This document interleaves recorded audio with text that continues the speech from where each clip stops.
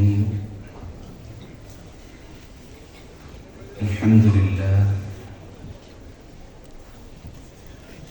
الذي بيده مقاليد الفرج،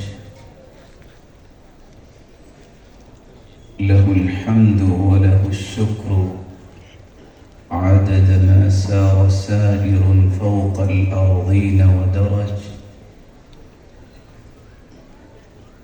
وعدد ما نزل من السماء وعرج، وعدد ما دخل الأرض وخرج. والصلاة والسلام على صاحب الوجه الأنور والجبين الأبلج، المبعوث بأقوم دين وأعظم منهج، صلوات ربي وسلامه عليه وعلى آله وأصحابه السرج. أما بعد، فأعوذ بالله من الشيطان الرجيم. وأنزلنا إليك الذكر لتبين للناس ما نزل إليهم ولعلهم يتفكرون. قال سيد الفقهاء أمير المؤمنين في الحديث الإمام البخاري رحمه الله: باب قول الله تعالى: ونضع الموازين القسط ليوم القيامة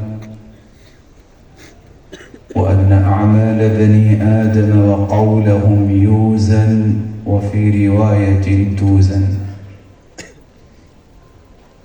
وقال مجاهد: القسطاس العدل بالرومية، ويقال القسط مصدر المقسط وهو العادل، وأما القاسط فهو الجائر. حدثنا أحمد بن إشكاب قال حدثنا محمد بن فضيل عن عمارة بن القعقاع عن أبي زرعة عن أبي هريرة رضي الله عنه قال: قال النبي صلى الله عليه وسلم: كلمتان حبيبتان إلى الرحمن خفيفتان على اللسان ثقيلتان في الميزان، سبحان الله وبحمده سبحان الله العظيم.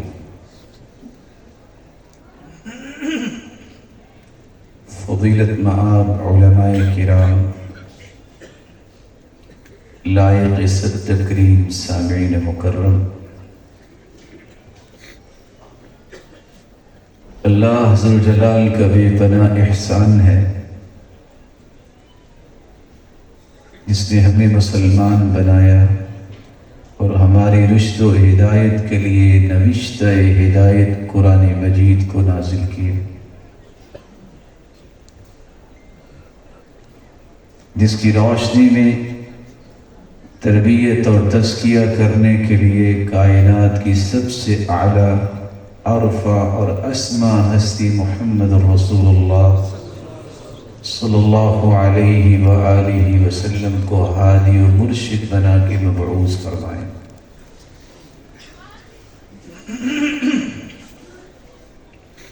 अल्लाह ज़ुल जलाल की बेशबहा नेमतें हैं, जिनमें से 3 नेमतें सबसे बड़ी हैं।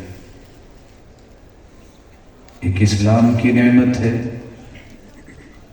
अल-यौम अकमलतु लकुम दीनकुम व अतममतु अलैकुम निअमती।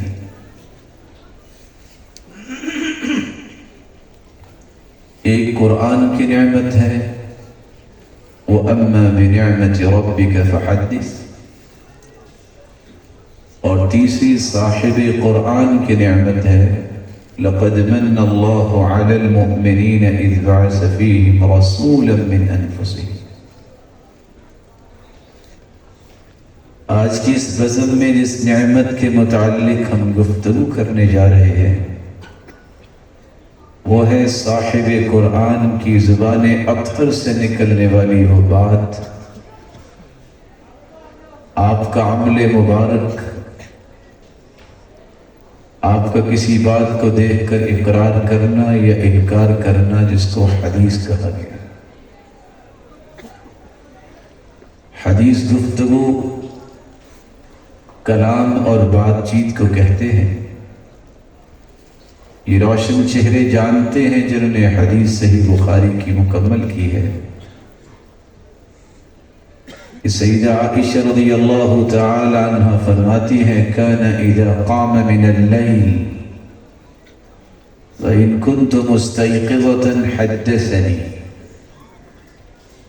سرتاج رسول رات کو جب بیدار ہوتے قیام اللیل کے لیے تو اگر میں بیدار ہوتی تو مجھ سے بھی ہم کلام ہوا کرتے۔ حدیث کا مطلب نئی چیز بھی ہے۔ سنن نبی داؤد کی روایت ہے جب رسول اللہ صلی اللہ علیہ وآلہ وسلم نے بارش کے نیچے اپنے بازو کو کپڑا ہٹا کے کیا تو صحابہ نے سوال کیا اللہ کے رسول صلی اللہ علیہ وسلم یہ آپ نے عمل کیا ہے یہ کیا ہے؟ آپ نے فرمایا لِأَنَّهُ حَدِيثُ عَهْدٍ بِرَبِّهِ، یہ بارش میرے رب سے نئی نئی آئی ہے تو میں نے چاہا کہ اس کو اپنے جسم پہ ڈالوں۔ عربی زبان میں کہا جاتا ہے کہ وہ انسان سچا دوست ہوتا ہے لا يحدث أمانة الأصدقاء ولا يكتم شهادة الأعداء، جو اپنے ساتھیوں کا رازدان ہوتا ہے اور دشمن بھی ہو تو سچی گواہی سے باز نہیں آتا، گواہی صحیح دے۔ انتہائی عمدگی سے گفتگو کرنے والی سیدہ فاطمہ الزہراء رضی اللہ تعالی عنہا وارضاہا، لاڈ اور پیار سے اللہ کے رسول صلی اللہ علیہ وسلم انہیں کہا کرتے تھے ایتھا المحدثہ، اور محدث اس روشن ضمیر کو کہتے ہیں جس کی رائے اکثر صحیح ہوتی ہے، کیونکہ کثرت سے حدیث کو پڑھنا، کثرت سے حدیث کو پڑھانا، تو اللہ عز و جلال نے اس کی صلاحیتوں میں یہ رنگ بھر دیا ہوتا ہے کہ بار بار حدیث سے رہنمائی لینے کی وجہ سے اس کی آراء پالش ہو چکی ہوتی۔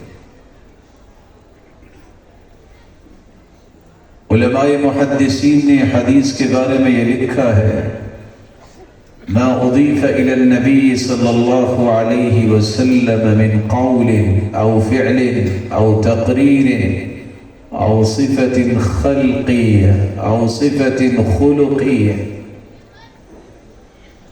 ہر وہ بات، ہر وہ عمل جس کی نسبت رسول اللہ صلی اللہ علیہ وسلم کی طرف کی جائے، یا ہر وہ اقرار یا انکار جس کی نسبت رسول اللہ صلی اللہ علیہ وسلم کی طرف کی جائے، یا آپ کی تخلیقی اوصاف کو کسی صحابی نے بیان کیا، یا آپ کی اخلاقی اوصاف کی ترجمانی صحابی نے کی ہے کہ یہ اللہ کے رسول صلی اللہ علیہ وسلم کا اخلاق تھا، اس کو حدیث کہا گیا۔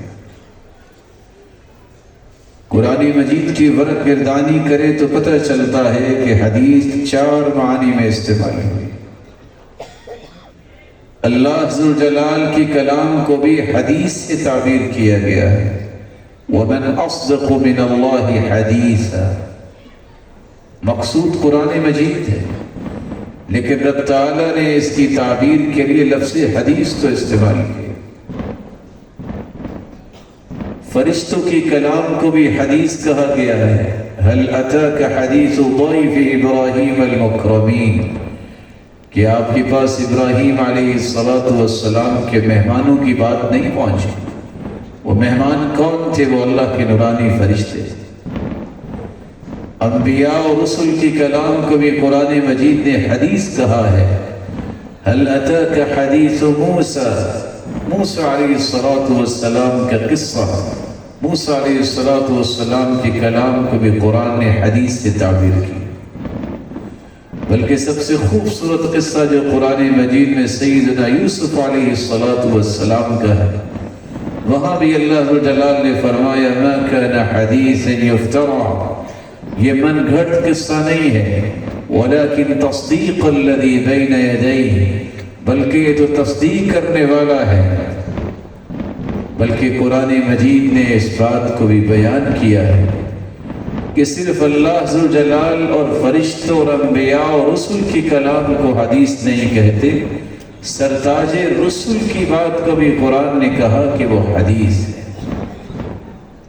جب آپ صلی اللہ علیہ وسلم نے اپنی اہلیہ سے بات کی، اللہ نے اس کو بھی وحی بنا دیا۔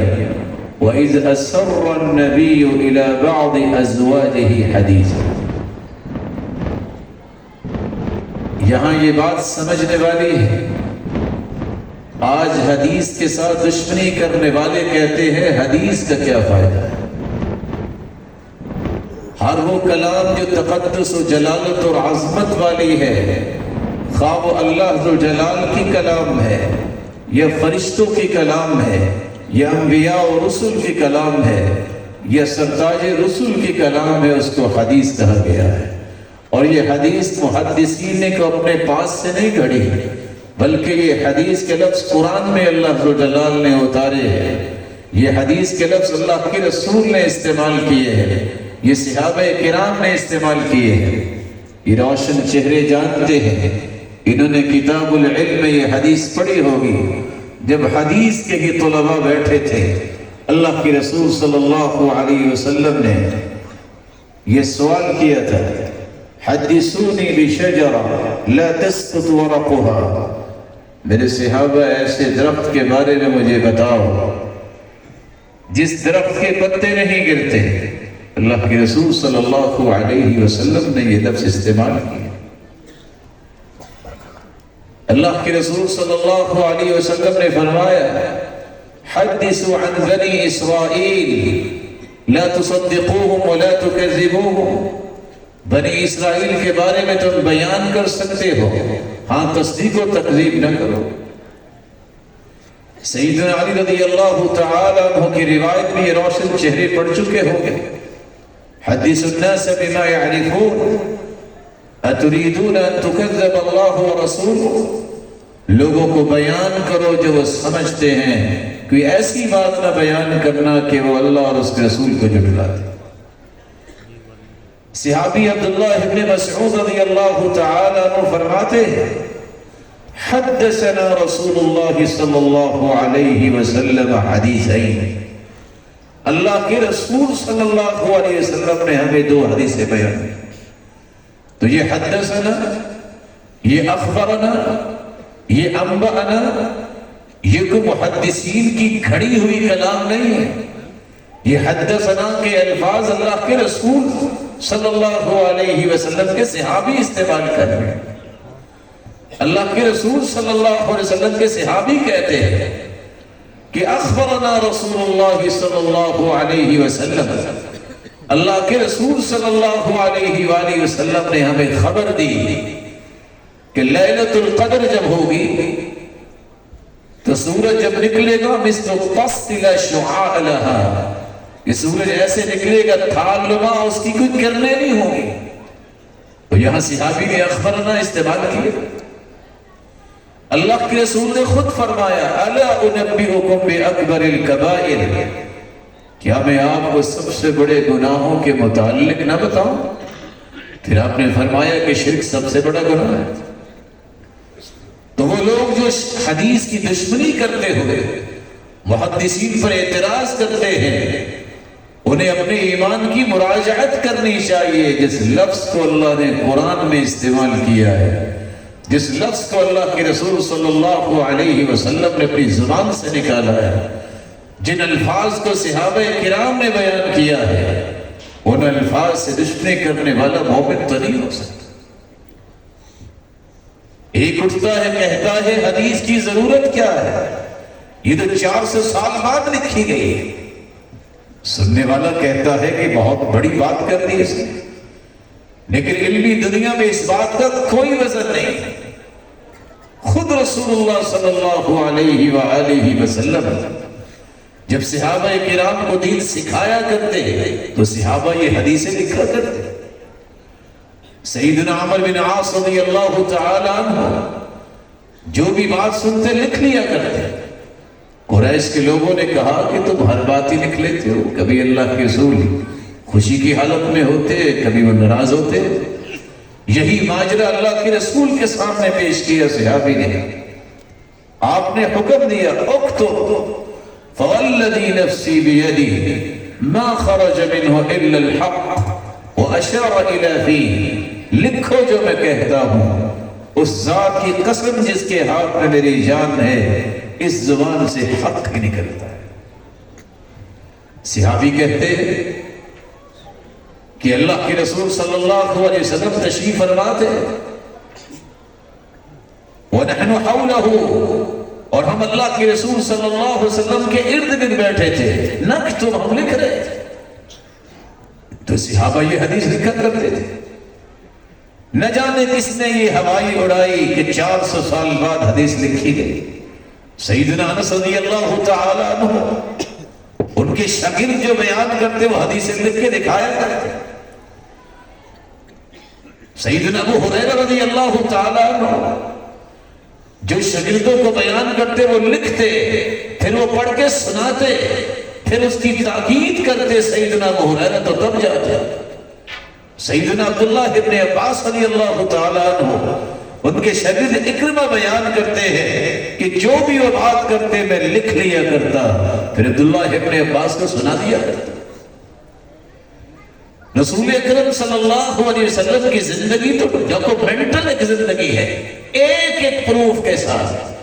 آپ نے مکہ سے مدینہ ہجرت کی ہے، راستے میں جو آپ کا دشمن آپ کا پیچھا کر رہا تھا، جب وہ قریب آیا تو اس کا گھوڑا زمین میں دھنس گیا، معافی مانگتا ہے، اللہ کے رسول نے معاف کیا، کہتا ہے نہیں، امان نامہ لکھ کے دیجیے، اللہ کے رسول نے لکھ کے دیے، یہ حدیث نہیں۔ رسول اکرم صلی اللہ علیہ وآلہ وسلم مدینہ طیبہ پہنچے، آپ صلی اللہ علیہ وسلم نے زندگی میں 14 معاہدات کیے ہیں، وہ لکھے ہیں، صلح حدیبیہ بھی ان میں سے ہے، وہ سارے کے سارے موجود ہیں، یہ حدیث نہیں ہے۔ رسول اکرم صلی اللہ علیہ وسلم نے 104 خط لکھے ہیں ان لوگوں کو جو ایمان والے نہیں تھے کہ آ جاؤ مسلمان ہو جاؤ۔ ان میں ایک خط مالا پار کے بادشاہ کو بھی لکھا تھا، یہ ہندوستان پاکستان اور سو کچھ اکٹھا تھا، یہاں کے بادشاہ کو بھی خط لکھا اور آج بھی وہ خط موجود ہے، تو یہ حدیث نہیں ہے۔ رسول اکرم صلی اللہ علیہ وسلم نے 533 فیصلے کیے ہیں، دیوانی فیصلے بھی تھے، کریمنل لا بھی تھا، انٹرنیشنل لا بھی تھے، یہ سارے کے سارے اقضیۃ النبی صلی اللہ علیہ وسلم کے نام سے آج بھی جمع ہے۔ صحیفہ حمام ابن منبہ آج بھی کوئی گوگل کھولے تو 138 احادیث ریکارڈ پہ موجود ہے جو سیدنا ابو ہریرہ رضی اللہ تعالی عنہ سے بھری ہے، اور ساری کے سارے لکھی۔ سیدنا عمر بن عاص رضی اللہ تعالی عنہ ان سے لکھنے والے حدیث کو کہتے ہیں یہ وہ حدیثیں ہیں جن میں کوئی حدیث میں نے کسی اور سے نہیں سنی، میں نے صحابی عمر بن عاص سے سنی، بلکہ آپ صلی اللہ علیہ وسلم نے first return constitution of the world, دنیا کا سب سے پہلا دستور جو لکھا ہے 54 دفعات پر مشتمل ہے۔ جب آپ مدینہ طیبہ تشریف لے گئے جن میں 27 دفعات مسلمانوں کے لیے تھی، ریمیننگ جو ہے وہ نان بلیورز کے لیے تھی کہ آپ نے یہودیوں کے ساتھ کیسے رہنا ہے، رول اینڈ ریگولیشنز کیا ہوں گے، آج تک دنیا اس جیسا دستور نہیں لکھ سکی، تو یہ حدیث نہیں تھی۔ یمن سے ایک شخص آتا کہتا ہے اللہ کے رسول کتنی اچھی باتیں آپ نے کی ہے، یہ مجھے لکھوا دے، صحیح مسلم کی روایت اللہ کے رسول نے حکم دیا اکتبوا لأبی شاہ، ابو شاہ کے لیے لکھو یہ ساری باتیں. آپ نے وہ لکھوا کے دیا ہے تو وہ حدیث نہیں ہے. رسول اللہ صلی اللہ علیہ وسلم نے انسانیت کے لیے چارٹر خطبہ دیا جس کو خطبہ حجۃ الوداع کے نام سے یاد کیا جاتا ہے. آج بھی وہ ریکارڈ میں موجود ہے. یہ اللہ کے رسول صلی اللہ علیہ وسلم کی حدیث نہیں، یہ وہ دشمن ہے، حدیث کے دشمن ہے جو صرف تشکیک پیدا کرنے کے لیے، شبہات ڈالنے کے لیے یہ باتیں کرتے ہیں کہ حدیث تو لکھی ہی 400 سال بعد گئی ہے، 200 سال بعد گئی ہے، لیکن اس بات کا علمی میدان میں کوئی بھی وزن نہیں، کیونکہ ساری کی ساری احادیث رسول اللہ صلی اللہ علیہ وآلہ وسلم کے صحابہ نے لکھی ہے، تبھی تو ہم تک پہنچی. رسول اکرم صلی اللہ علیہ وآلہ وسلم کی احادیث صحابہ لکھتے بھی تھے. سیدنا ابو ہریرہ رضی اللہ تعالی عنہ جیسے یاد بھی کرتے تھے.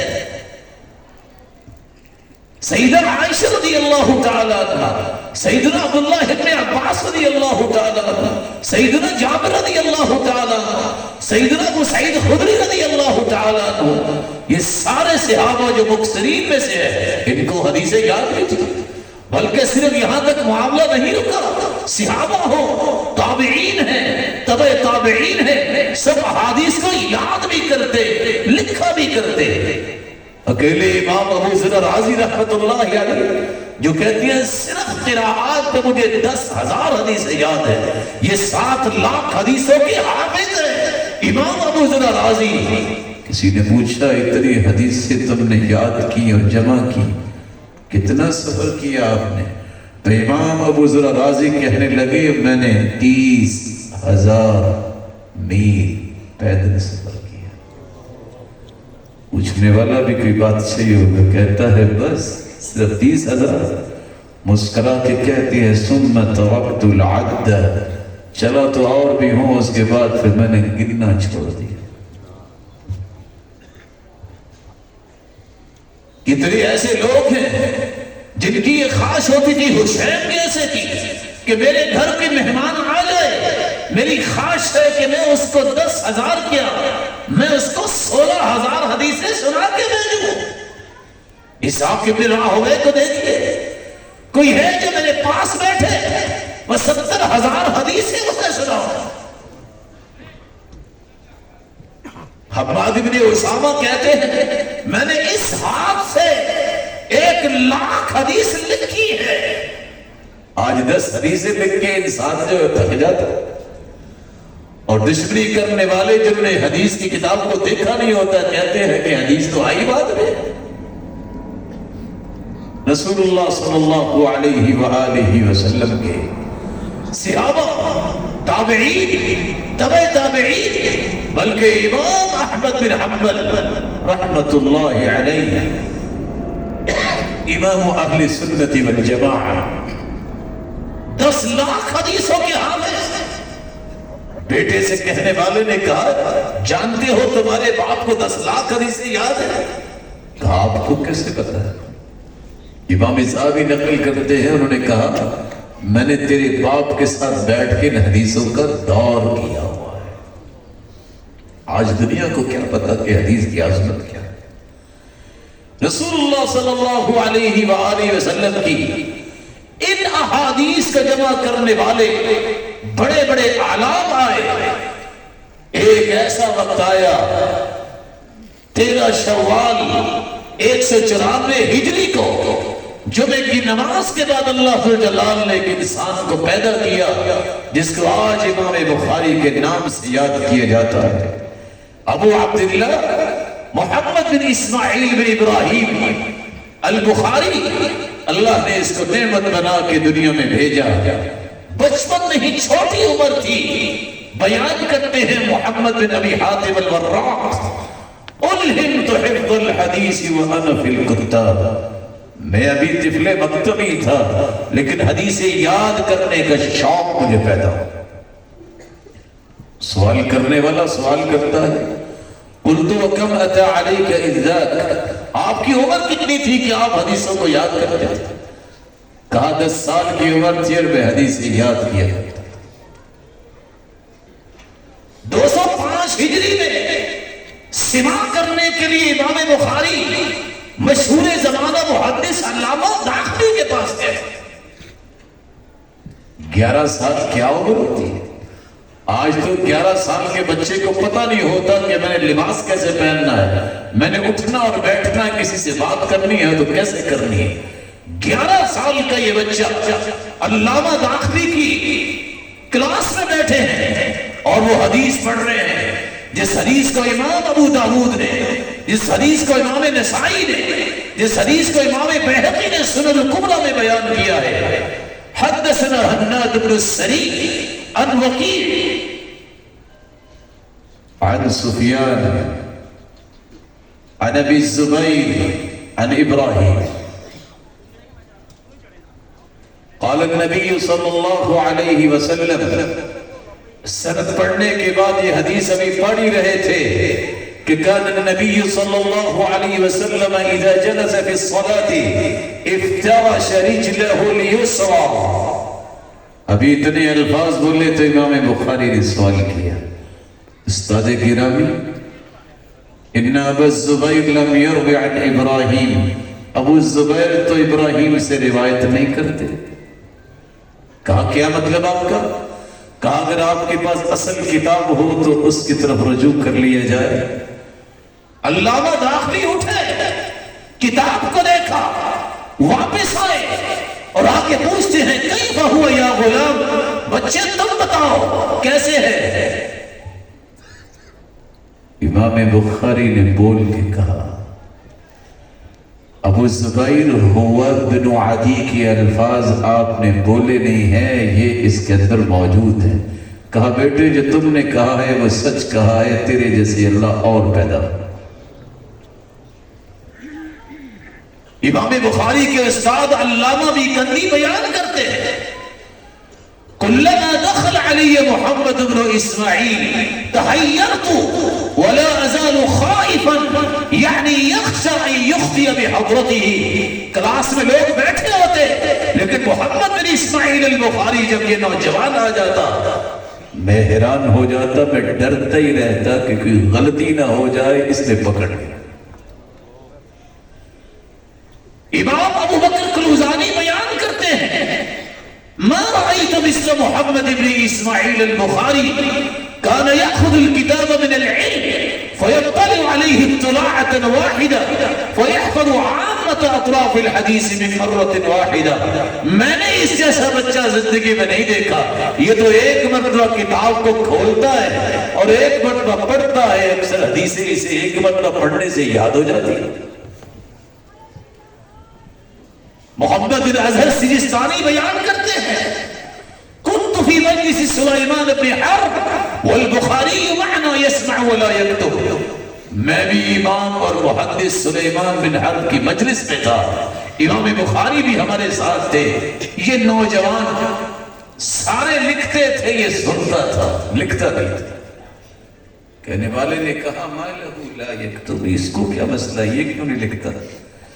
ایک نے جواب دیا یرجع الى بخارا ویکتب من حفظه، اس کے میموری کارڈ میں سب کچھ محفوظ ہو رہا ہے، جب یہ واپس اپنے گھر بخارا میں جائے گا نا تو وہاں جا کے ساری حدیثیں لکھ لے گا. کچھ لوگوں کو یقین نہیں آتا، کہتے ہیں یہ کیسے ہو گیا، یہ کیسے لکھے گا؟ تو امام بخاری مسکرا کے کہتے ہیں نکالو جو تم نے لکھی ہے، میں تمہیں پڑھ کے سناتا ہوں. 15,000 حدیث امام بخاری نے سنی. امام بخاری رحمت اللہ علیہ جب 16 سال کی عمر کو پہنچتے ہیں تو کہتے ہیں حفظت کتب ابن المبارک ووکیع وعرفت کلام هؤلاء یعنی اصحاب الرأی. جتنی بھی کتابیں عبداللہ بن مبارک کی تھی، امام وکیع کی تھی، 16 سال کی عمر میں نے ازبر یاد کر لی اور میں اہل رائے کے ہیچ پیچ کو جان چکا تھا کہ یہ کس طرح کسی بات پہ داؤ لگاتے ہیں. 18 سال کی عمر میں امام بخاری پہنچتے ہیں. تو امام بخاری فرماتے ہیں صنفت قضایا الصحابۃ والتابعین، میں نے صحابہ کرام اور تابعین کے فیصلوں پر مشتمل ایک کتاب لکھی، اور یہ کتاب میں نے کب لکھی؟ كنت اكتبه في الليالي المقمرة، چاند کی روشنی میں بیٹھ کے لکھی۔ وقل اسم في التاريخ إلا وله عندي قصة إلا أني كرهت أن يطول الكتاب، کوئی قصہ نہیں ہے، کوئی نام نہیں ہے جس کے بارے میں مجھے کوئی قصہ یاد نہ ہو، لیکن میں نے طوالت سے ڈرتے ہوئے اس کا اختصار کیا۔ علم سیکھنے کے لیے امام بخاری مکہ اور مدینہ، کوفہ اور بصرہ بھی گئے، شام میں گئے، بلخ اور بخارا اور نیشاپور، مرو اور رئی بھی گئے، ہر رات اور واسط بھی گئے، 8 مرتبہ امام بخاری بغداد پہنچے ہیں۔ اس وقت بغداد جو ہے مدینہ العلم تھا، بڑے بڑے فقہاء، بڑے بڑے محدثین تھے، وہ امتحان لیا کرتے تھے۔ امام بخاری جب پہنچے تو انہوں نے 10 لوگوں کو تیار کر رکھا تھا، اور 10 لوگوں کو 10 حدیثیں دے رکھی تھی۔ امام ابن حجر اسقلانی رحمۃ اللہ علیہ بیان کرتے، نقل کرتے کہ 10 حدیثیں ایک شخص کو دی، سند اور متن کسی اور حدیث کا، خلط ملط کر کے 100 حدیثیں دے کر بٹھا دیا کہ امتحان لینا ہے۔ یہ نوجوان آتا ایک اٹھ کے حدیث کو بیان کرتا ہے، امام بخاری کہتے ہیں لا اعرفو، میں نہیں جانتا۔ دوسری حدیث پڑھتا کہتا ہے لا اعرفو۔ ہر بات پہ امام بخاری لا اعرفو کہہ رہے ہیں کہ مجھے نہیں پتا۔ ایک بول کے کہتا ہے یہ ہے محدث، اس کو تو پتہ ہی کچھ نہیں۔ دوسرا بول کے کہتا ہے لا الرجل فہم، یہ لگتا ہے بندہ سمجھ گیا۔ 10 لوگوں نے 10 حدیثیں بیان کی۔ جب وہ فارغ ہوئے امام بخاری کھڑے ہو گئے، پہلے مخاطب کیا جس نے پہلی 10 حدیثیں بیان کی تھی، کہتے ہیں اما حدیثک الاول فقلت کذا وهو کذا، تم نے پہلی حدیث اس طرح پڑھی ہے، یہ اس طرح نہیں ہے، وہ اس طرح ہے۔ اما حدیثک الثانی فقلت کذا وهو کذا، تو نے دوسری حدیث اس طرح پڑھی ہے، یہ اس طرح نہیں، یہ اس طرح ہے۔ 100 کی 100 حدیثیں صحیح بیان کی۔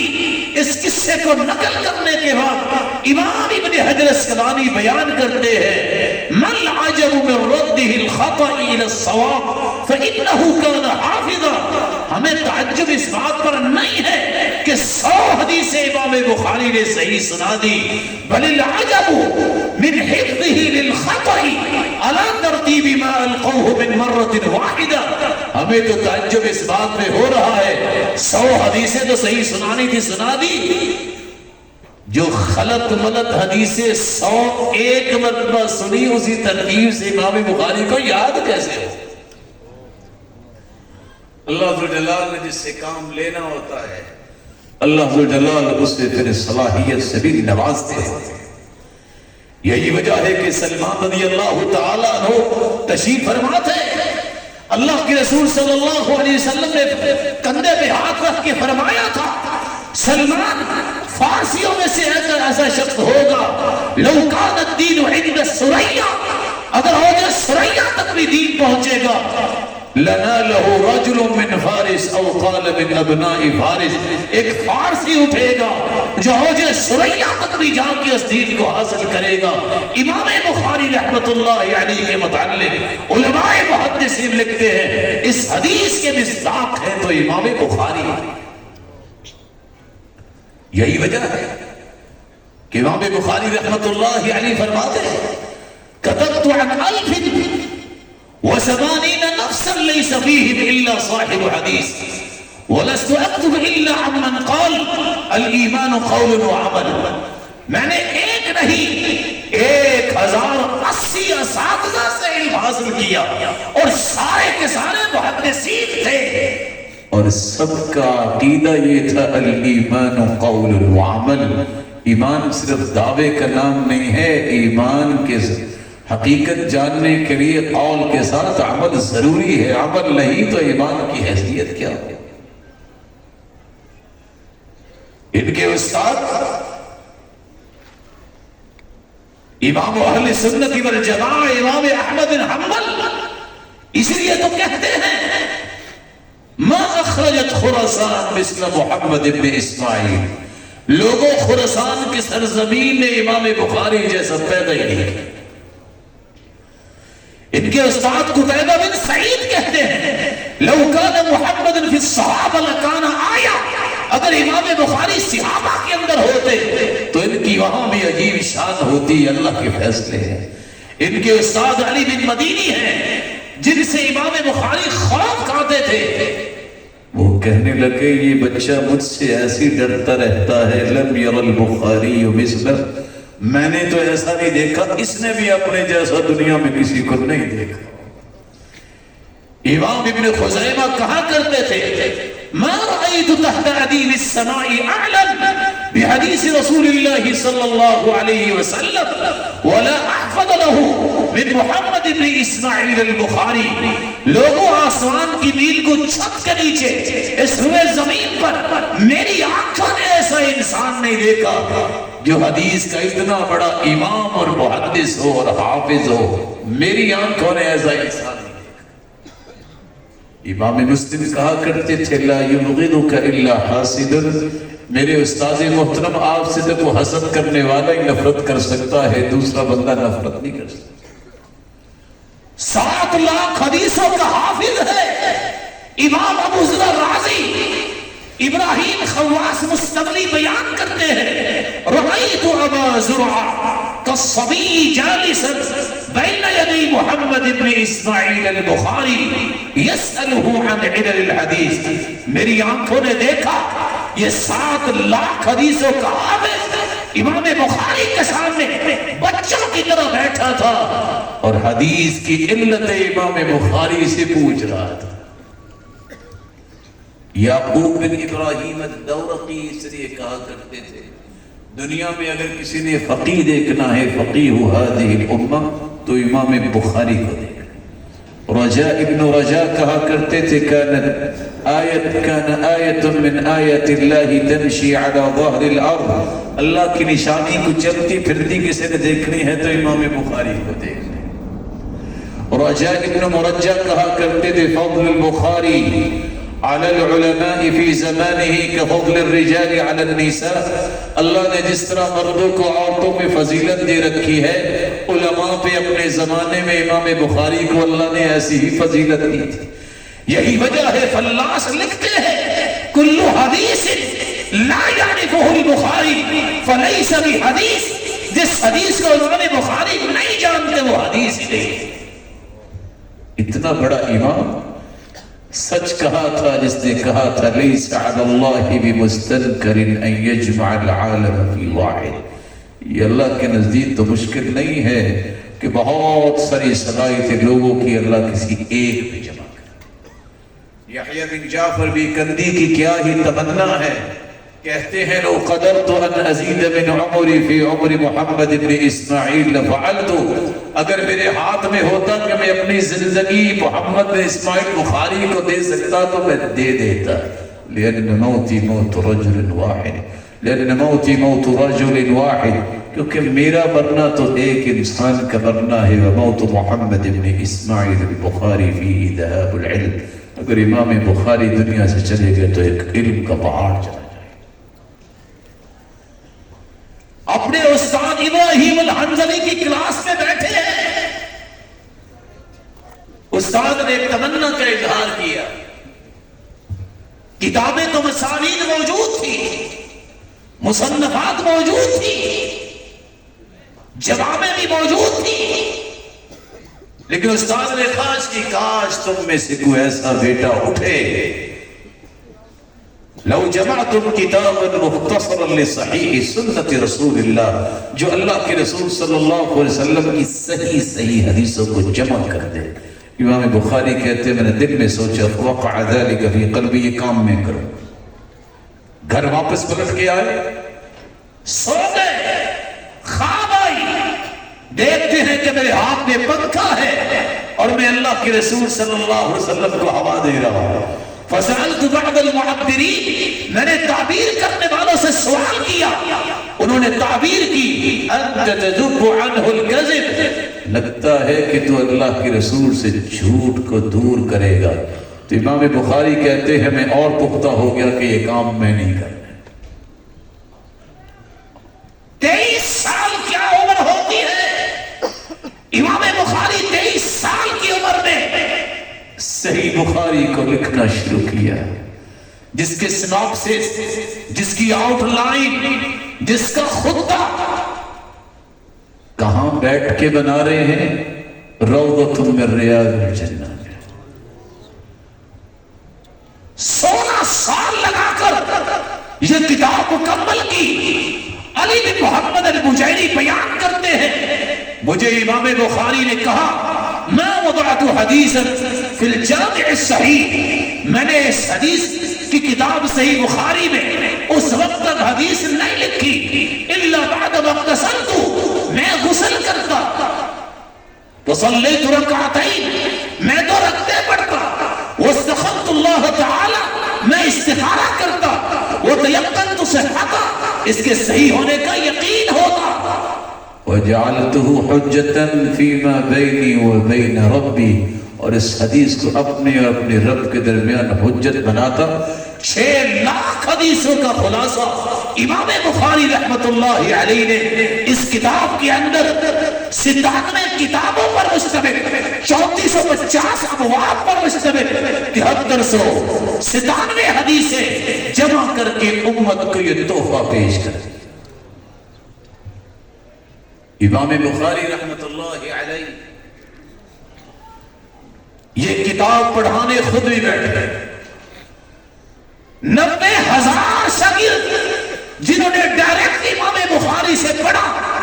غور کریں تو امام مسلم بھی امام بخاری کے شاگرد جنہوں نے صحیح مسلم لکھی، امام ترمذی بھی امام بخاری کے شاگرد جنہوں نے جامع ترمذی لکھی، امام نسائی بھی امام بخاری کے شاگرد جنہوں نے سنن النسائی لکھی، امام ابو ذر الرازی بھی امام بخاری کے شاگرد، امام ابو حاتم الرازی بھی امام بخاری کے شاگرد. مسند بزار لکھنے والے امام بزار بھی امام بخاری کے شاگرد، سنن دارمی لکھنے والے بھی امام دارمی بھی امام بخاری کے شاگرد. محمد بن نصر المروزی قیام اللیل کے مؤلف وہ بھی امام بخاری کے شاگرد. ابن ابی دنیا 43 کتابوں کا مجموعہ چھپا ہے، اس کے مؤلف بھی امام بخاری کے شاگرد. یوں لگتا ہے حدیث کا علم جو دنیا میں پھیلا ہے یہ اللہ ذوالجلال کی توفیق، اللہ ذوالجلال کے فضل و کرم کے بعد اللہ نے یہ توفیق دی ہے تو امام بخاری کے لیے صدقہ جاریہ بنا. آج یہی وجہ ہے کہ امام بخاری کی کتاب کو جو پڑھتا نہیں کہتے ہیں یہ پورا عالم نہیں ہے. جس کے بارے میں امام النووی رحمت اللہ علیہ فرماتے اصح الکتب بعد کتاب اللہ العزیز، قرآن مجید کے بعد سب سے صحیح ترین اوتھینٹک کتاب ہے تو صحیح بخاری. یہ بات صرف امام النووی کی نہیں، یہی بات عبدالحی لکھنوی بھی لکھنا پڑا اسے، جادو وہ جو سر چڑھ کے بولے، یہی بات اس نے بھی لکھی اور یہی بات ان لوگوں نے بھی لکھی جو آج صحیح بخاری پہ باتیں کرتے ہیں. اپنے بڑوں کی کتابیں پڑھے، انہوں نے بھی لکھا کہ دنیا میں اگر صحیح ترین کتاب ہے تو امام بخاری کی کتاب ہے. اور امام قسطلانی کو کہنا پڑا امام بخاری کی کتاب کی فضیلت کو صرف وہی نہیں پہچانتا یتخبطہ الشیطان من المس، جس کو شیطان چمٹ گیا ہے، باقی سارے ہی اس کی فضیلت کو مانتے ہیں. اور محدث شاہ ولی اللہ دہلوی کو کہنا پڑا کہ صحیح بخاری اور مسلم کی فضیلت کو صرف وہی نہیں مانتا جو مبتدع ہے، بدعتی ہے، متبع غیر سبیل المؤمنین، جو مسلمانوں کے راستے سے ہٹاؤ. ان 97 کتابوں میں سے آخری کتاب امام بخاری نے کتاب التوحید کے نام سے کتاب باندھی ہے.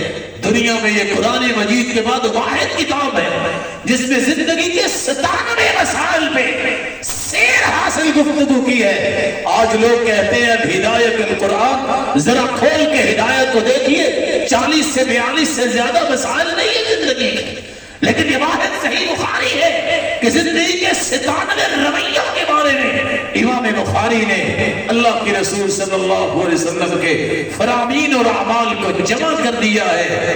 اللہ ذوالجلال نے واقعتاً اس کتاب کو بھی دنیا کے لیے معجزہ بنا دیا ہے کہ دوبارہ اس طرح کی کتاب نہ کوئی لکھ سکا ہے، نہ آج تک کسی کے سامنے آئے. امام بخاری رحمت اللہ علیہ کتاب التوحید لے کے آئے ہیں. کتاب التوحید کے اندر 245 روایتیں لائے ہیں، 58 ابواب نقل کیے ہیں. یہ کمال تھا امام بخاری کا کہ جب بھی کوئی کتاب لکھتے ہیں، باب باندھتے ہیں، ان کا مزاج ہے کہ اس مسئلے کے بارے میں جو آیت ہوتی ہے اس آیت کا تذکرہ پہلے کرتے ہیں، پھر اس کی روشنی میں احادیث کو لاتے ہیں. سب سے پہلے امام بخاری نے توحید کا بیان کیا، وحدت الوجود کا رد کرنے کے لیے 3 روایتیں لائے.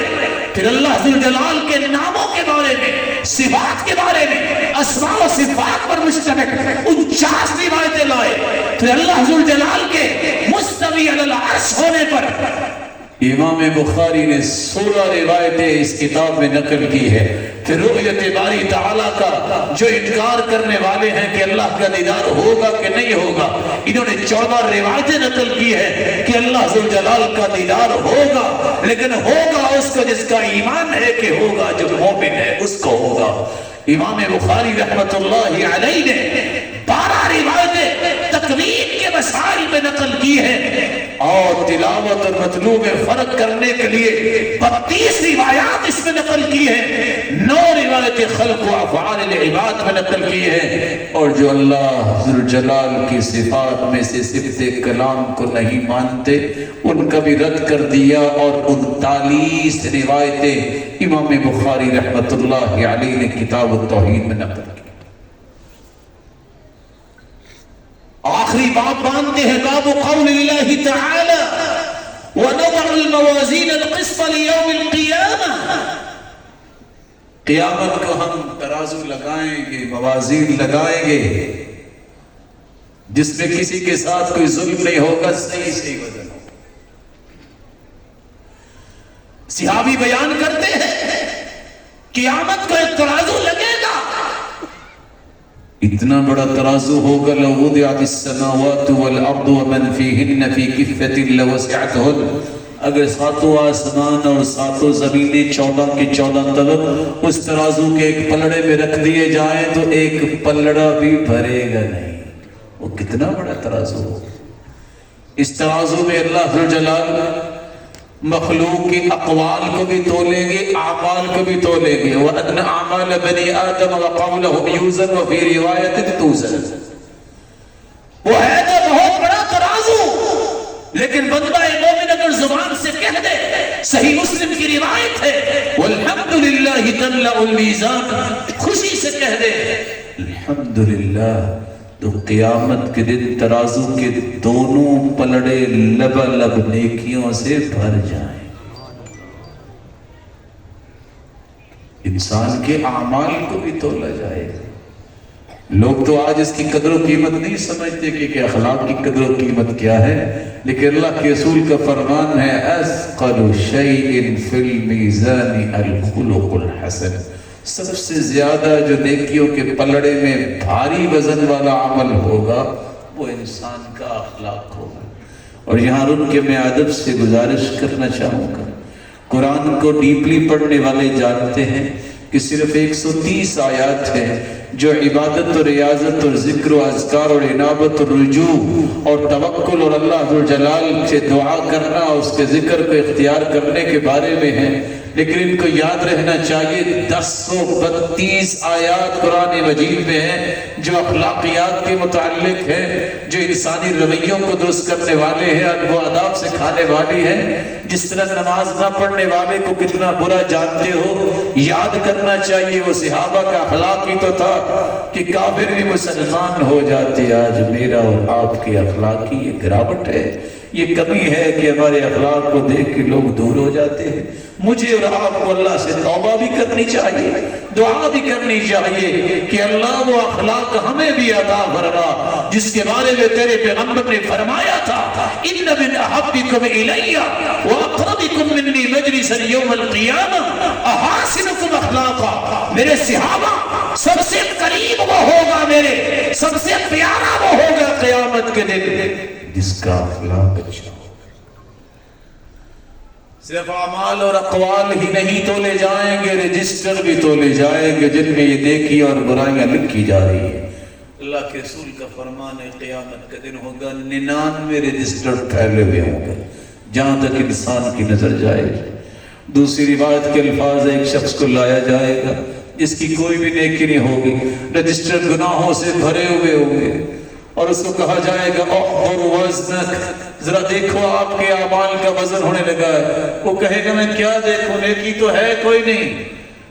ایک فرشتہ ایک بطاقہ لے کے آئے گا, کارڈ لے کے آئے گا جس میں کلمہ توحید لکھا ہوگا. اس کو کہا جائے گا ذرا اس کا وزن کرو. ایک طرف گناہوں کے پلڑے میں گناہوں کے رجسٹر پڑے ہیں, وہ پلڑا جس میں گناہوں کو تولا جا رہا ہے, یہ خالی پلڑے میں کارڈ رکھا جائے گا توحید کا. فطاشت السجلات, وہ سارے کے سارے رجسٹر اٹھ جائیں گے. ولا يذكر مع اسم الله شيء, اور اکیلا توحید کا یہ کلمہ بھاری ثابت ہوگا اور وہ جنت میں چلا جائے گا. ایک چوتھی چیز کا بھی وزن ہوگا, انسان بھی تولے جائیں گے. لیکن یاد رکھنا یہ دنیا کے انسانوں کا وزن نہیں ہوگا, ہوگے یہی انسان لیکن وہاں نیکیوں کے مطابق وزن ہوگا. انه ليأتي الرجل العظيم السمين لا يزن عند الله جناح بعوضة. ایک موٹے تازے انسان کو قیامت کو لایا جائے گا, ترازو میں رکھا جائے گا, اس کا وزن مچھر کے پر جتنا بھی نہیں ہوگا بدعمالیوں کی وجہ سے. اس کے مقابلے میں سیدنا عبداللہ ابن مسعود کی بات تو آپ نے سنی ہوگی, صحابی جن کی باریک باریک نحیف پنڈلیاں ہیں, درخت پہ چڑھے کہ میں مسواک اتار کے اپنے استاد محترم کو پیش کرتا ہوں, ہوا آتی ہے تو پنڈلیاں کامنے لگ گئی, صحابہ کرام مسکرانے لگ گئے. اللہ کے رسول صلی اللہ علیہ وسلم نے بھانپ لیا, فرمایا مما تضحکون, میرے صحابہ کیوں تم مسکرا رہے ہو؟ او من دقت ساقی, کیا میرے صحابی کی باریک پنڈلیوں کو دیکھ کے مسکرا رہے ہو؟ والذی نفسی بیدی, اس ذات کی قسم ہے جس کے ہاتھ میں میری جان ہے, انہما اثقل فی المیزان من جبل احد. قیامت کا دن ہوگا جب پنڈلیوں کا وزن کیا جائے گا تو یہ دونوں پنڈلیاں احد پہاڑ سے بھی وزنی ہوں. آج وقت ہے کہ ایسے اعمال کیے جائیں جس سے نیکیوں کا پلڑا بھاری ہو جائے. عمل کیا ہے؟ توحید پہ آنچ نہ آنے دے. آپ سب جانتے ہیں نا لا الہ الا اللہ محمد الرسول اللہ, یہ کلمہ ہے. لا الہ الا اللہ کو دیکھیے 12 حروف ہے, محمد الرسول اللہ کو دیکھیے 12 حروف ہے. 12 اور 12 24 سے کوئی بھی نکتہ نہیں ہے. کسی نے توحید کو اگر نکتے سے بچانا ہے, کامیاب وہی ہے جو اپنی توحید پہ بھی نکتہ نہ آنے دے, اللہ کے رسول کی رسالت پر بھی کوئی نکتہ نہ آنے دے. رسول اللہ صلی اللہ علیہ وسلم نے فرمایا نامہ اعمال میں نیکیوں کا پلڑا بھاری ہوگا تو توحید کی وجہ سے, بھاری ہوگا تو الحمدللہ کثرت سے کہو, بھاری ہوگا تو اللہ ذوالجلال کا ذکر کرو, سبحان اللہ و بحمدہ سبحان اللہ العظیم پڑھو.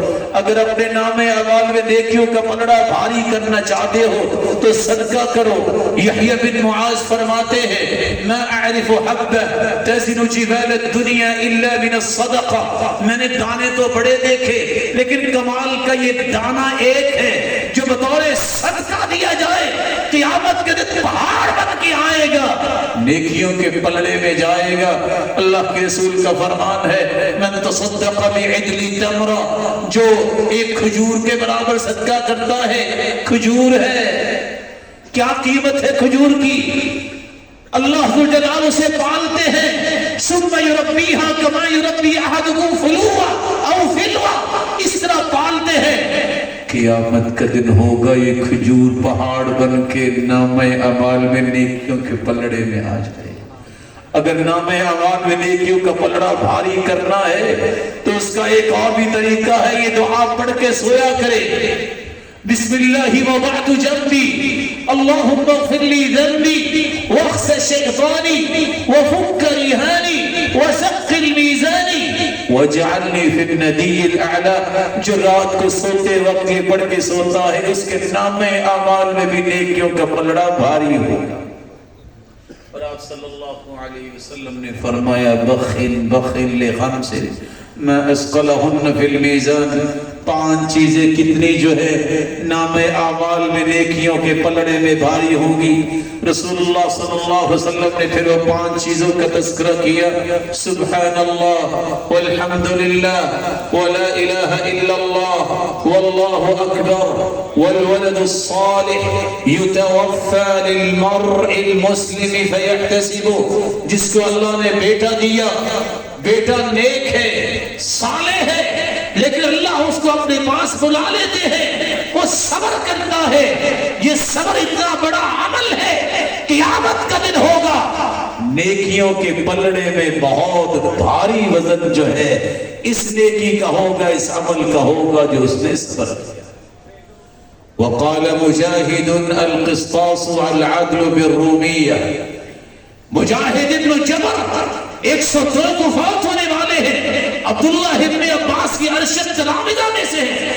یہ واحد ہستی ہے جس نے عبداللہ ابن عباس سے پورا قرآن 3 مرتبہ ایک آیت کر کے تفسیر کے ساتھ پڑھا ہے. تو مجاہد ابن جبر نے پڑھا ہے. وہ فرماتے ہیں القسطاس العدل بالرومیہ. قسطاس اور قسطاس دونوں ہی متواتر قراءات ہیں. قسطاس یہ رومی زبان میں عدل کے معنی میں ہے. وَيُقَالُ الْقِسْطُ مَصْدَرُ الْمُقْسِطِ وَهُوَ الْعَادِلِ. اگر اقسط یقسط اقساط باب فعال ہو اور مقسط اس میں فاعل ہو, اس کا مطلب ہے عدل کرنے والا. اللہ کے رسول کا فرمان ہے ان المقسطین علی منابر من نور عن یمین الرحمن. جو عدل کرنے والے ہیں, انصاف کرنے والے ہیں, قیامت کے دن نور کے منبروں پر ہوں گے اور دائیں جانب ہوں گے. کون سے عدل کرنے والے؟ جن کی زندگی کے 3 رویے ہیں, ان کا قول بھی عدل پر. فَإِذَا قُلْتُمْ فَعْدِلُوا. جب بات کرو تو عدل کی کرو. ان کا عمل بھی عدل. وَإِذَا حَكَمْتُمْ بَيْنَ النَّاسِ أَن تَحْكُمُوا بِالْعَدْلِ. کوئی فیصلہ کرو تو عدل کی بنیاد پر. ان کی محبت اور نفرت کا معیار بھی عدل. وَلَا يَجْرِمَنَّكُمْ شَنَآنُ قَوْمٍ عَلَىٰ أَلَّا تَعْدِلُوا. کسی قوم کی مخالفت تمہیں عدل سے دور نہ کرے. امام بخاری رحمت اللہ علیہ جن کی کتاب کے بارے میں امام کرمانی بیان کرتے ہیں جعل کتابہ میزانا وقسطاسا یرجع الیہ. امام بخاری نے اپنی کتاب کو بھی میزان بنایا ہے, پیمانہ بنایا ہے. کوئی اختلاف ہو تو رجوع امام بخاری کی کتاب کی طرف کر لیجئے. امام بخاری نے نیت کا وزن کر کے بھی دکھا دیا. سب سے پہلی روایت لائے ہیں حدثنا الحمیدی عبداللہ بن الزبیر قال حدثنا سفیان قال حدثنا يحيى بن سعيد الأنصاري قال أخبرني محمد بن إبراهيم التيمي أنه سمع علقمة بن وقاص الليثي قال سمعت عمر بن الخطاب رضي الله عنه على المنبر يقول سمعت رسول الله صلى الله عليه وسلم قال انما الاعمال بالنیات. امام بخاری پہلی روایت لائے ہیں تو انما الاعمال بالنیات کو لے کے آئے ہیں بتانے کے لیے کہ میں کتاب لکھتے وقت نیت کو خالص کر کے لکھ رہا ہوں. پڑھنے والوں, پڑھانے والوں, بیان کرنے والوں, تم بھی اپنی نیت کو خالص کر لینا. آخری باب باندھا ہے وَنَضَعُ الْمَوَازِينَ الْقِسْطَ لِيَوْمِ الْقِيَامَةِ. اشارہ کر رہے ہیں نیت خالص تھی یا نہیں تھی, یہ قیامت کو ترازو لگے گا تو پتہ چلے گا. امام بخاری نے پہلی کتاب لائے ہیں کتاب الوحی, آخری کتاب لائے ہیں کتاب التوحید. بتانا یہ چاہتے ہیں من وہی جو چاہتا ہے کہ زندگی کی آخری سانسوں میں اسے کلمہ توحید نصیب ہو جائے، فعلیہ بالوحی، اسے چاہیے کہ وحی کی روشنی میں زندگی گزارے۔ امام بخاری پہلی حدیث لے کے آئے ہیں جہاں نیت کا وزن کیا ہے، وہاں امام بخاری نے اپنی عقل کا بھی وزن کر کے دکھایا ہے۔ کیا عقل اللہ نے عطا کی؟ پہلی روایت لائے ہیں حدثنا الحمیدی عبداللہ ابن الزبیر، یہ مکی استاد ہے۔ آخری حدیث لائے ہیں حدثنا احمد بن اشکاب، یہ مدنی استاد ہے۔ بتانا یہ چاہتے ہیں وحی کا آغاز مکہ میں ہوا، مدینہ میں انتہا ہوئی، اور میں اپنی کتاب کا آغاز بھی مکی استاد سے کر رہا ہوں اور انتہا بھی مدنی استاد سے کر رہا ہوں۔ امام بخاری نے پہلی حدیث نقل کی، وہ بھی غریب ہے، آخری حدیث نقل کی، وہ بھی غریب ہے۔ بتانا یہ چاہتے ہیں بدأ الاسلام غریبا وسيعود غریبا، اسلام اجنبیت میں شروع ہوا اور ایک ایسا وقت بھی آنے والا ہے اجنبی ہو جائے گا، بہت تھوڑے لوگ سچا دین اختیار کرنے والے ہوں گے، لیکن گھبرانے کی بات نہیں ہے۔ اللہ تو کوالٹی کو دیکھتے ہیں، کوانٹٹی کو تو نہیں دیکھتے۔ آج بھی 7.5 ارب لوگ ہیں، 1.5 ارب مسلمان ہیں، 6 ارب تو نان بلیورز ہیں، کافر ہیں۔ کوالٹی کو اللہ نے دیکھنا ہے۔ قیامت کا دن ہوگا والنبی یمشی معه العشرہ، 10 امتی ساتھ ہوں گے، والنبی یمشی معه الخمسہ، کسی نبی کے ساتھ 5 امتی ہوں گے، والنبی یمشی معه واحد، ایک نبی کے ساتھ 1 امتی ہوگا، والنبی یمشی وحدہ۔ ایسے بھی انبیاء ہوں گے جن کا کوئی امتی بنا نہیں ہوگا، یہ سارے ہی جنت میں جائیں۔ امام بخاری رحمت اللہ علیہ جہاں نیت کا وزن کیا ہے، عقل کا وزن کیا ہے، وہاں فکر کا وزن کرنے کے لیے حدیثیں لائے ہیں۔ اللہ کی ذات کے بارے میں 2 گروہ، اللہ کی صفات کے بارے میں 2 گروہ جنہوں نے صراط مستقیم کو چھوڑ دیا۔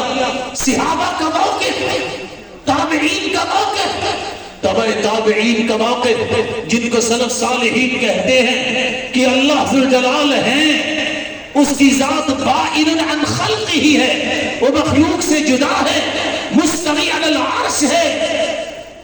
اس پہ امام بخاری دلائل لائے ہیں اور رد کرنا چاہتے ہیں معطلہ کا بھی اور معطلہ کے ساتھ مشبہہ کا بھی۔ معطلہ وہ لوگ ہیں جنہوں نے اللہ ذوالجلال کے ناموں اور صفات کا جزوی کلی انکار کیا۔ ایک شخص پیدا ہوا جہل بن صفوان، جہمیہ فرقہ بنا، وہ کہتا ہے میں تو نہیں مانتا کہ اللہ کے کوئی نام ہے کہ نہیں، میں نہیں مانتا اللہ کی کسی صفت کو، والعیاذ باللہ۔ 128 کو اس انسان کو قتل کیا گیا۔ دوسرا واصل بن عطا اٹھتا ہے 131 میں فوت ہونے والا، اس معتزلی نے کہا صفات کو تو میں بھی نہیں مانتا، ہاں یہ الفاظ آئے ہیں لیکن الفاظ کا کوئی معنی نہیں ہے، اور بے وقوف سمیع کا مطلب سننے والا، بصیر کا مطلب دیکھنے والا، معنی نہیں ہے۔ تیسرا گروہ آیا ابو الحسن عشری جس کی طرف اشاعرہ منسوب ہے، 324 کو فوت ہونے والا، کہنے لگا صاف صفات کو میں مانتا ہوں، میں جانتا ہوں کہ اللہ حی ہے، اللہ زندہ ہے، اللہ قدیر ہے، قدرت والا ہے، اللہ کی سمع و بصر، اللہ دیکھنے والا اور سننے والا بھی ہے، اللہ ذوالجلال کا ارادہ بھی ہے، اللہ ذوالجلال کا علم بھی ہے، اور اللہ ذوالجلال کلام بھی کرتے ہیں۔ تو باقی صفات کو تسلیم نہیں کیا۔ چوتھے ابو منصور ماتریدی جس کی طرح ماتریدیہ کی نسبت ہے، کہا ان 7 کے ساتھ تکوین کی صفت کو بھی میں مانتا ہوں، تو باقی صفات کو کہا باقی صفات کو نہیں مانتا۔ یہ وہ لوگ ہیں جو آج بھی آپ کو نظر آئیں گے، یہی وجہ ہے انہوں نے منمانی سے صفات کا ترجمہ کیا، منمانی سے ہی اپنا راستہ اختیار کیا۔ ہمارا ایمان ہے اللہ کے نام ہے خوبصورت، وَلِلَّهِ الْأَسْمَاءُ الْحُسْنَى، اللہ کے خوبصورت نام ہے، اللہ کی صفات ہے، سب کی سب صفات کمال ہے، کسی اور کے ایسے نام نہیں ہو سکتے، کسی اور کی ایسی صفات نہیں ہو سکتی۔ جس طرح خالق و مخلوق میں فرق ہے، اس طرح خالق و مخلوق کی صفات اور ناموں میں فرق ہے۔ آج ماتریدیہ جن کے بقایا جات یہ کہتے ہوئے نظر آتے ہیں ذات بھی اللہ کا نام ہے، سانے بھی اللہ کا نام ہے، شیء بھی اللہ کا نام ہے، قدیم بھی اللہ کا نام ہے، اور ہو بھی اللہ کا نام ہے، اس لیے لائٹیں بند کر کے ہو کہتے نظر آتے ہیں۔ یہ پانچوں ہی اللہ کے نام نہیں ہے، نام وہ ہے جن کا تذکرہ قرآن میں آیا ہے، جن کا تذکرہ حدیث میں آیا ہے۔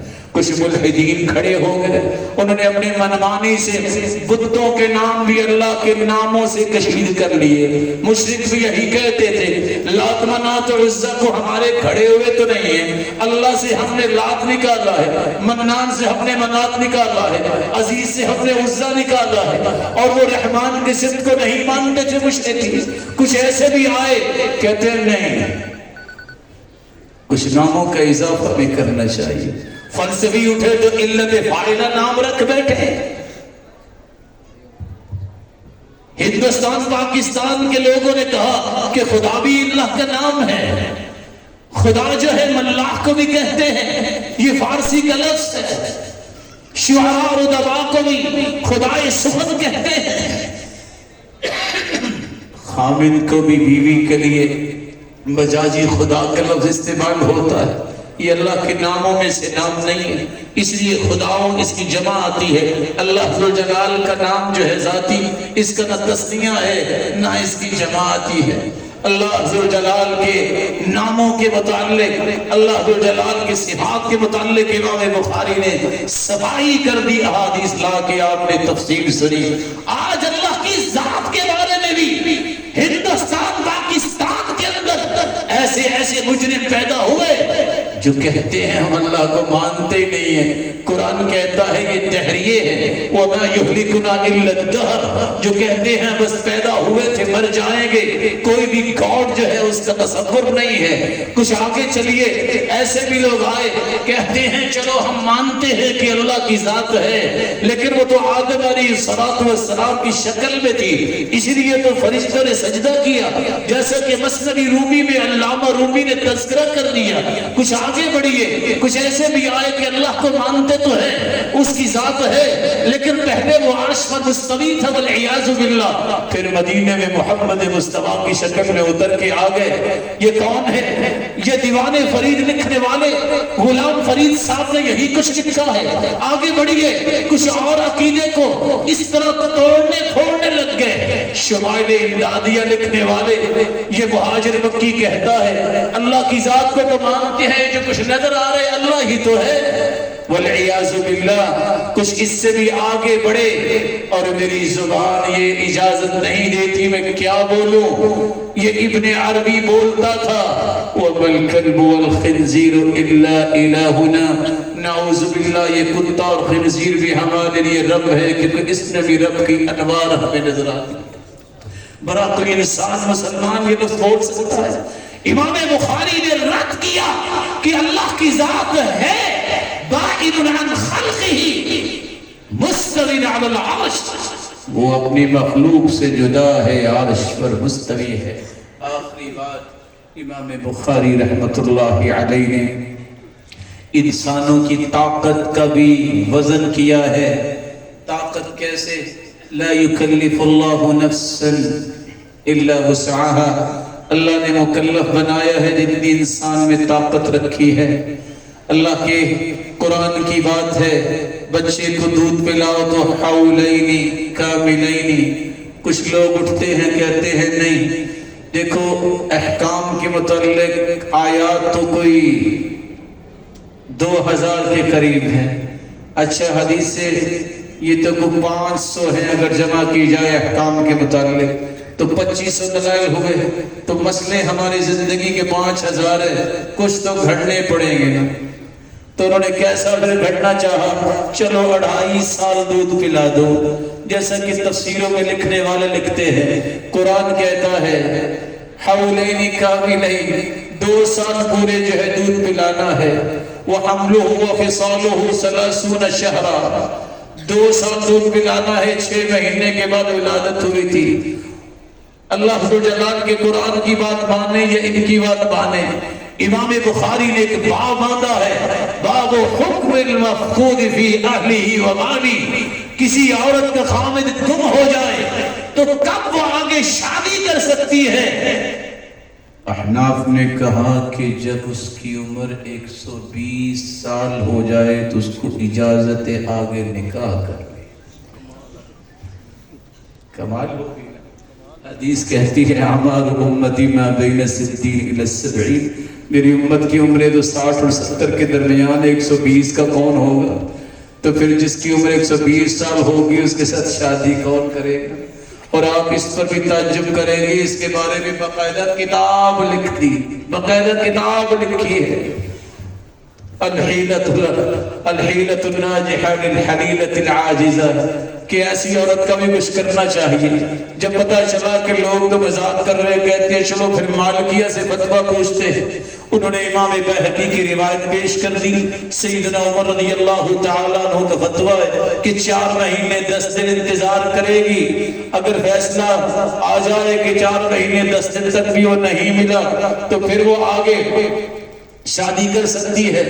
جب اس کی بھی بات نہ بنی تو پھر کسی اور کی طرف امام بخاری نے باب باندھا ہے، امام زہری کا فتویٰ نقل کیا ہے، سیدنا سعید بن مسیب کی روایت لے کے آئے ہیں، سیدنا عبداللہ ابن مسعود کی روایت لے کے آئے ہیں، سیدنا یزید مولا منبعث کی روایت لے کے آئے ہیں کہ 1 سال تک انتظار کیا جائے گا۔ بابو حکم المفقود فی اہلہ و مالی، کوئی چیز گم جائے، کسی کا خامد گم جائے، سال کے بعد قاضی فیصلہ دے گا اور وہ آگے شادی کرنے کی مجاز ہوگی۔ امام بخاری رحمۃ اللہ علیہ کا پیغام ان روشن چہروں کے لیے جو آج صحیح بخاری پڑھ کے فارغ ہو رہے ہیں، انہوں نے محبت اور نفرت کا بھی معیار اور وزن طے کر دیا ہے اور کہا ہے تعصب کی بنیاد پہ مخالفت نہ کرنا، عقیدت کی بنیاد پہ محبت نہ کرنا، دلائل کی بنیاد پہ محبت کرنا۔ محبت کی 2 قسمیں ہیں جس کو امام ابن القیم نے بیان کیا ہے، ایک عاطفی محبت ہے، ایک وجدانی محبت ہے۔ عاطفی محبت تو جانور بھی کرتے ہیں اپنے بچوں سے، اور وجدانی محبت یہ صحابہ کرام کا مشن تھا۔ یہی وجہ ہے کہ سیدنا سعد کی ماں نے کہا تم دین کو چھوڑ دو وگرنہ میں بھوکی مر جاؤں گی۔ کہا میری ماں یا اماں، او میری پیاری والدہ، میں دین نہیں چھوڑ سکوں گا، بھوک ہڑتال نہ کرنا۔ ماں نے کھانا چھوڑ دیا، فقام سعد کھڑے ہوئے، صرف سعد نہیں کھڑے ہو گئے بلکہ وہ ایک پہاڑ عظیمت کے کھڑے ہوئے اور کہتے ہیں یا اماں، او میری ماں، لو ان لک 100 نفس تخرج امامی نفسا نفسا، میری والدہ گرامی اگر آپ کی 100 جانیں ہوں اور ایک ایک کر کے ساری جانیں میرے سامنے نکل جائیں، میں دین پھر بھی نہیں چھوڑوں۔ یہ ہے وجدانی محبت۔ امام بخاری نے صحیح بخاری لکھ کے یہ سکھایا ہے تمہارے ٹکڑے ہو جائیں عدل کو نہ چھوڑیے گا۔ اس لیے احناف نے جب یہ بات کی کہ جمعہ صرف شہر میں ہو سکتا ہے، جہاں بازار ہوں، جہاں عدالتیں ہوں، امام بخاری نے نہ گالی دی، نہ لعن طعن کیا، نہ طعن و تشنیع کی، بس ایک باب باندھا ہے، باب الجمعۃ فی القری والمدن۔ شہروں میں بھی جمعہ ہو سکتا ہے، دیہات میں بھی جمعہ ہو سکتا ہے۔ روایت لائے ہیں ان اول جمعۃ جمعہ بعد مسجد رسول اللہ صلی اللہ علیہ وسلم فی مسجد عبد القیس بجواسہ من البحرین، اللہ کے رسول کی مسجد کے بعد جمعہ پڑھا گیا ہے تو جواسہ بستی میں جو عبد القیس نامی مسجد تھی بحرین کے اندر، اگر وہاں بستی میں جمعہ ہو سکتا ہے تو ہر جگہ بستیوں میں بھی ہو سکتا ہے، شہروں میں بھی ہو سکتا ہے۔ بس ایک مشورہ پوچھوں آپ سے، اگر پہلی بات مانتے ہوتے تو دیہاتی تو مارے گئے نا، جمعہ تو ہونا ہی نہیں تھا۔ مان کی اٹھے، کہنے لگے کہ ہر ایک پہ جمعہ واجب ہے۔ امام بخاری نے کچھ نہیں کہا، بس باب باندھا ہے باب رخصہ ان لم يحضر الجمعہ فی المطر، جو بارش آ جائے تو اس کو چھٹی کیسے ملتی ہے۔ پھر روایت لائے ہیں کہ امام ابو داؤد نے ایک روایت پیش کی ہے جس کو پھر حصہ بنایا ہے، الجمعۃ حق واجب علی کل مسلم الا اربع، جمعہ 4 لوگوں کے سوا ہر ایک پر واجب ہے، المملوک غلام والصبی بچہ والمرأة عورت والمریض البیمار، اور دوسری روایت میں آتے مسافر، ان 5 پر فرض نہیں ہے۔ آپ کیسے فرض اور واجب کر رہے ہیں؟ فرض اور واجب کو چھوڑنے والا تو گنہگار ہو جائے۔ شافعی کہنے لگے کہ 40 بندے جب تک بیٹھے نہ ہوں جمعہ نہیں ہوگا۔ میں سوچتا تھا اگر یہ 40 کی شرط پکی رہتی تو ہمارے جمعے تو فارغ ہو جانے تھے، کیونکہ آج کل عادت یہ ہے جمعہ پڑھانے آؤ تو لگتا ہے جمعرات آ گئی، آگے لوگ بیٹھے نہیں ہوتے۔ کاش ایسی مسجدیں ہوں جہاں آج بھی بڑے بڑے علماء جمعہ پڑھاتی ہیں، مسجدیں فل ہوتی ہیں۔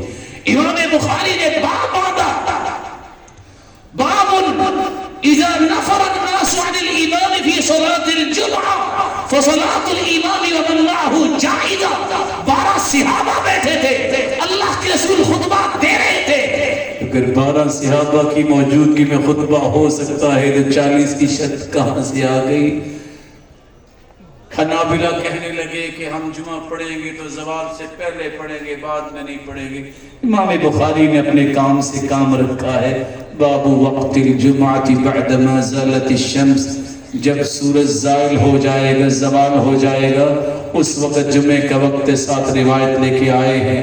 میں گزارش کروں گا فارغ ہونے والوں کی خدمت میں، اللہ عز و جلال انہیں امت کے بہترین سپاہی بنائے، ان کو امت کے رہبر و رہنما بنائے، کروڑ ہا رحمتوں سے نوازے ان اساتذہ کو جنہوں نے ان کو بھی پڑھایا، ان کا لفظ اللہ جلال صدقہ جاریہ بنائے، اور اللہ جلال دنیا و آخرت میں عزتوں سے نوازے اس انتظامیہ کو جو اہتمام کرنے والے ہیں۔ لیکن 3 گزارشیں یاد رکھیے گا، اللہ کے رسول صلی اللہ علیہ وسلم کی حدیث کو جمع کرنے والے امام بخاری کا دل بڑا پیارا تھا، ابو معاشر نبینا شخص جو حدیث کو سن کے تھوڑا سا سر ہلاتا ہے، امام بخاری مسکرا دیتے ہیں، بعد میں خود ہی کہتے ہیں اجعلنی فی حل یا ابا معاشر، ابو معاشر معاف کر دینا۔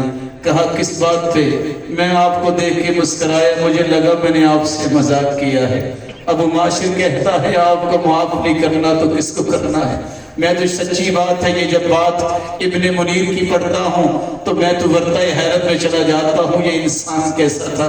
وہ کہتے ہیں انی لارجو ان القی اللہ، میں اللہ سے امید رکھتا ہوں جب میں اللہ سے ملاقات کروں گا میرے نام اعمال میں کسی بندے کی غیبت بھی لکھی ہوگی۔ میں آپ سے بھی گزارش کروں گا اس پہ کنٹرول کرنا سیکھے۔ دوسری بات، حرام کے قریب نہ جانا۔ جب باپ فوت ہو رہا تھا امام بخاری کا تو راوی روایت کرتے ہیں میں ان کے پاس گیا، میں نے پوچھا کیا چھوڑ کے جا رہے اپنی اولاد کے لیے؟ تو انہوں نے کہا لا اعلم درہما لا اعلم من مالی درہما من حرام ولا درہما من شبہ، ایک بھی درہم حرام تو دور کی بات ہے، میں نے شبہ کا درہم بھی اپنے مال میں نہیں چھوڑا۔ اور تیسرا امام بخاری کا تعلق کتنا، اتنی حدیثیں لکھی تو استخارہ کتنے کیے ہوں گے؟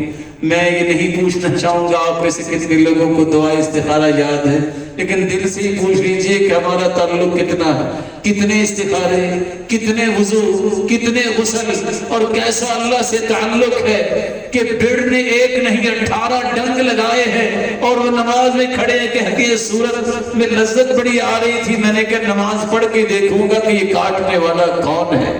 اللہ عز و جلال ایسی صلاحیتیں آپ میں بھی پیدا فرمائے۔ امام بخاری نے محنتیں بھی کی ہے، اپنی محنت کو روکیے نہیں۔ اساتذہ نے آپ کو چابیاں دی ہیں کہ یہ ہے علمی راستے، اس محنت کو جاری رکھیے۔ بقدر الکد تنقسم المعالی من طلب العلا سہر اللیالی، جو بلندیاں چاہتا ہے اسے رات کو بیدار رہنا پڑتا ہے، اسے محنت اور کوشش کرنی پڑتی ہے۔ اللہ عز و جلال یہ سارے جو بیٹھے ہیں ان کو، ان کی اولادوں کو اور ان کے والدین کو جنت الفردوس میں اسی طرح اپنے محبوب کے ساتھ جمع فرمائے اور اپنے دیدار کا مستحق بنائے۔ وآخر دعوانا الحمدللہ۔